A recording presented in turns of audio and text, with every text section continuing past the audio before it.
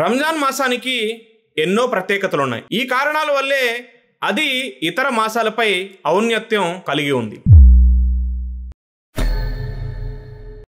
అస్సలాము అలైకుం వరహ్మతుల్లాహి వబర్కాతు. నేను మీ సోదరుడు ఇమ్రాన్ అలీ. నేటి అంశం రంజాన్ నెల యొక్క ప్రత్యేకతలు. రంజాన్ మాసానికి ఎన్నో ప్రత్యేకతలు ఉన్నాయి. ఈ కారణాల వల్లే అది ఇతర మాసాలపై ఔన్నత్యం కలిగి ఉంది. ముందుగా మనం ఖురాన్ పరిశీలిస్తే ఖురాన్ సూర బకరా సూర నంబర్ 2 ఆయత్ నంబర్ 185. ఔజు బిల్లాహి మినష్ షైతానిర్ రజీమ్ బిస్మిల్లాహిర్ రహ్మానిర్ రహీమ్. షహరు రంజాన్ అల్లజీ ఉన్జిల ఫీహిల్ ఖురాన్ హుదల్ లిన్నాసి వ బయ్యినాతి మినల్ హుదా వల్ ఫుర్ఖాన్. ఖురాన్ అనేది రంజాన్ నెలలో అవతరించబడింది. ఈ ఖురాన్ సమస్త మానవాళి కోసం మార్గదర్శకం, రుజుమార్గం చూపే, సత్య అసత్యాలను వేరుపరిచే స్పష్టమైన ఉపదేశాలు ఇందులో ఉన్నాయి. ఈ రంజాన్ నెలలో ఖురాన్ అవతరించబడింది. అందుకే ఈ నెలకి చాలా ప్రత్యేకత ఉంది. అల్లాహ్ సుబ్హానహు వ తఆలా ఆకాశ గ్రంథాల్లో అన్నిటికన్నా ఉత్తమమైన ఖురాన్ గ్రంథాన్ని ఈ రంజాన్ నెలలో అవతరింపజేశాడు. ఈ శుభప్రద మాసంలోని ఒక శ్రేష్టమైన రాత్రి అంటే లైలతుల్ కదర్. ఆ రాత్రి అల్లాహ్ సుబ్హానహు వ తఆలా లౌహే మెహ్ఫూజ్ నుండి మొదటి ఆకాశానికి ఖురాన్ని అవతరింపజేశాడు. అంటే లౌహే మెహ్ఫూజ్ నుండి మొదటి ఆకాశంలోని బైతుల్ ఇజ్జాలో పొందుపరిచాడు. సందర్భాన్ని బట్టి దాదాపుగా 23 సంవత్సరాల్లో పూర్తి ఖురాన్ అనేది ప్రవక్త ముహమ్మద్ సల్లల్లాహు అలైహి వసల్లం వారిపై అవతరించబడింది. ఖురాన్ అవతరించింది కాబట్టి ఈ రంజాన్ నెలకి చాలా ప్రత్యేకత ఉంది.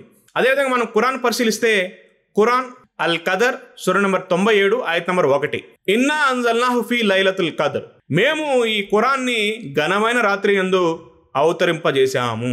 రంజాన్ నెలకి ఖురాన్కి చాలా దగ్గర సంబంధం ఉంది. రంజాన్ నెల యొక్క మొదటి ప్రత్యేకత ఏంటంటే ఈ నెలలో ఖురాన్ అనేది అవతరించబడింది. రంజాన్ నెల యొక్క మరొక ప్రత్యేకత మనం పరిశీలిస్తే అల్లాహ్ సుబ్హానహు వ తఆలా ఈ రంజాన్ మాసంలో ఎంతో మందికి నరకాగ్ని నుండి విముక్తి కలిగిస్తాడు. మనం ఒక హదీస్ను పరిశీలిస్తే సునన్ ఇబ్నే మాజా హదీస్ నంబర్ 1643 జాబీర్ రజియల్లాహు వారి ఉల్లేఖనం.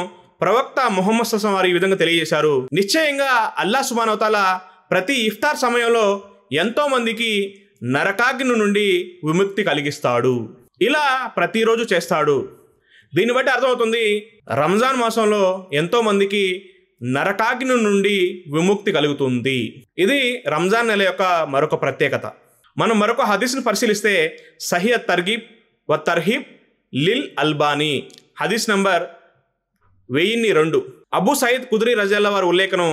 ప్రవక్త ముహమ్మద్ సల్లల్లాహు అలైహి వసల్లం వారు ఈ విధంగా తెలియజేశారు, నిశ్చయంగా అల్లాహ్ సుబ్హానహు వ తఆలా రంజాన్ మాసంలో ప్రతిరోజు ప్రతి రాత్రి ఎంతో మందికి విముక్తి కలిగిస్తాడు. అదేవిధంగా ప్రతిరోజు మరియు ప్రతి రాత్రి ఒక ముస్లిం యొక్క దువా ప్రార్థన స్వీకరించబడుతుంది. ఈ హదీసులన్నింటినీ దృష్టిలో ఉంచుకుంటే మనకు అర్థమవుతుంది రంజాన్ మాసం యొక్క ప్రత్యేకత ఏంటంటే అల్లాహ్ సుబ్హానహు వ తఆలా ఎంతో మందిని నరకాగ్ని నుండి విముక్తి కలిగిస్తాడు. అంటే ఈ రంజాన్ మాసంలో ఎంతో మందికి నరకాగ్ని నుండి విముక్తి లభిస్తుంది. అందుకే అల్లాహ్ సుబ్హానహు వ తఆలా తెలియజేశాడు సూర ఆల్ ఇమ్రాన్ సూర నంబర్ 3 ఆయత్ నంబర్ 185. అప్పుడు ఎవడైతే నరకాగ్ని నుండి కాపాడబడి స్వర్గంలో ప్రవేశించబడతాడో అతను సఫలీకృతుడు. అంటే ఎవరైతే నరకాగ్ని నుండి కాపాడబడి స్వర్గంలో ప్రవేశించబడతాడో అతను సఫలీకృతుడు, అంటే విజయం సాధించిన వాడు. అదేవిధంగా రంజాన్ మాసం యొక్క మరొక ప్రత్యేకత మనం పరిశీలిస్తే స్వర్గ ద్వారాలు తెరవబడతాయి, నరక ద్వారాలు మూసివేయబడతాయి, అదేవిధంగా శైతాన్లు బంధించబడతాయి. మనం ఒక హదీస్ను పరిశీలిస్తే సహీ తర్గీబ్ వ తర్హీబ్ లిల్ అల్బానీ హదీస్ నంబర్ 998 హజరత్ అబూ హురైరా రజియల్లాహు వారి ఉల్లేఖనం. ప్రవక్త ముహమ్మద్ సల్లల్లాహు అలైహి వసల్లం వారు ఈ విధంగా తెలియజేశారు, రమజాను మాసపు మొదటి రాత్రి రాగానే శైతానులను మరియు తలబిరుసు జిన్నాతులను బంధించడం జరుగుతుంది. నరక ద్వారాలు మూసివేయబడతాయి, దాని యొక్క ఏ ద్వారం కూడా తెరవబడదు. స్వర్గ ద్వారాలు తెరవబడతాయి, దానిలోని ఏ ద్వారం కూడా మూయబడదు. ప్రకటన చేసేవాడు ఒకడు ఇలా ప్రకటిస్తాడు, ఓ మంచిని కాంక్షించేవాడా ముందుకు సాగిపో, ఓ చెడును కాంక్షించేవాడా ఇకనైనా ఆగిపో.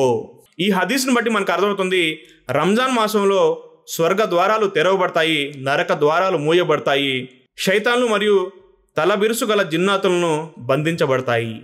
రంజాన్ మాసం యొక్క మరొక ప్రత్యేకత మనం పరిశీలిస్తే ఈ రంజాన్ మాసంలో ఒక రాత్రి రానున్నది. ఆ రాత్రి 1000 నెలల కంటే మేలైనది. ఘనమైన రాత్రి అంటే లైలతుల్ కదర్. ఈ రాత్రి 1000 నెలల కంటే మేలైనది. మనం ఖురాన్ పరిశీలిస్తే సూరా అల్ ఖదర్ సూర నంబర్ 97 ఆయత్ నంబర్ 3. ఘనమైన రాత్రి అంటే లైలతుల్ ఖదర్ 1000 నెలల కంటే మేలైనది.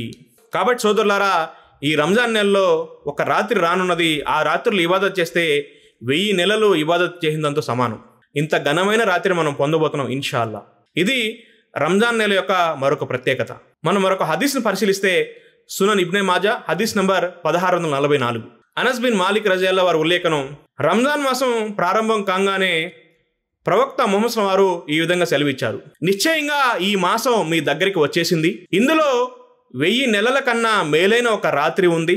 ఒకవేళ ఏ వ్యక్తి అయినా ఆ మేలును పొందలేకపోతే యావత్ మేలును కోల్పోయిన వాడవుతాడు. అంటే మొత్తం మేలునే కోల్పోయిన వాడవుతాడు. వాస్తవానికి దీని యొక్క మేలును దురదృష్టవంతుడే కోల్పోతాడు. ఈ హదీస్లో ప్రవక్త ముహమ్మద్ వారు చాలా స్పష్టంగా తెలియజేస్తున్నారు, లైలతుల్ ఖదర్ ఆ రాత్రి 1000 నెలల కంటే మేలనేది. ఎవడైతే ఆ రాత్రిని పొందుతాడో అతను మొత్తం మేలు, యావత్ మేలునే పొందినవాడవుతాడు. దురదృష్టవంతుడు తప్ప ఆ మేలును మరెవరు కోల్పోడు. అదేవిధంగా రంజాన్ మాసం యొక్క మరొక ప్రత్యేకత మనం పరిశీలిస్తే, రంజాన్ మాసంలో చేసే ఉమ్రా హజ్తో సమానం. అంటే రంజాన్ మాసంలో ఎవరైతే ఉమ్రా చేస్తారో అది హజ్తో సమానం. మనం ఒక హదీస్ను పరిశీలిస్తే సహీ అల్ బుఖారీ హదీస్ నెంబర్ 1782. అబ్దుల్లా బిన్ అబ్బాస్ రజియల్లాహు వారి ఉల్లేఖనం, దైవ ప్రవక్త సల్లల్లాహు అలైహి వసల్లం వారు ఒక అన్సారీ స్త్రీతో ఇలా అన్నారు: రంజాన్ మాసం విచ్చేస్తే అందులో నువ్వు ఉమ్రా చెయ్యి, ఆ ఉమ్రా హజ్తో సమానం. ఈ హదీస్ ద్వారా అర్థమవుతుంది, ఎవరైతే రంజాన్ నెలలో ఉమ్రా చేస్తారో అది హజ్తో సమానం. మరొక హదీస్లో అయితే ఈ విధంగా తెలియజేయడం జరిగింది, రంజాన్లో కనుక ఉమ్రా చేసినట్లయితే అది నాతో పాటు హజ్ చేసిన దాంతో సమానం. అల్హమ్దులిల్లా, రంజాన్లో ఉమ్రా చేయడం అనేది ప్రవక్త ముహమ్మద్ సల్లల్లాహు అలైహి వసల్లం వారితో కలిసి హజ్ చేయడం లాంటిది. సిల్సిలతుల్ అస్-సహీహ హదీస్ నంబర్ 1675.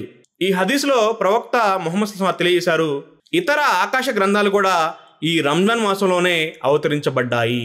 అంటే ఖురాన్ కంటే ముందు ఏదైతే గ్రంథాలు వచ్చాయో అవి కూడా ఈ రంజాన్ మాసంలోనే అవతరించాయని ప్రవక్త ముహమ్మద్ తెలియజేశారు.